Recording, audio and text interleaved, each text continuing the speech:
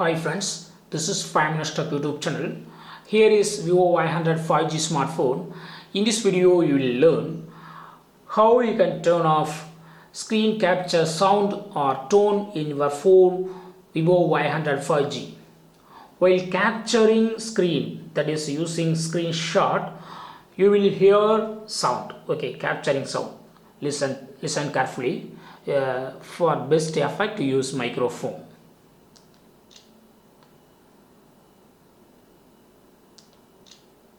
That patch sound, patch, that sound is hearable. Okay, if you don't want the sound, yes, you can do it. What you have to do is just go to the settings of a phone. Here go to settings, then go to sound and vibration, go to sound and vibration, then go to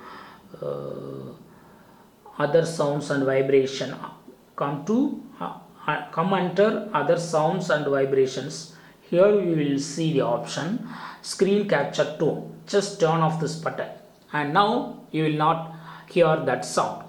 Listen carefully. I am taking a screenshot now. There is no sound. Listen carefully again. So in this way you can easily turn off screen capture tone or sound in your phone Vivo Y100 5G. That's all friends. Thanks for watching. Bye.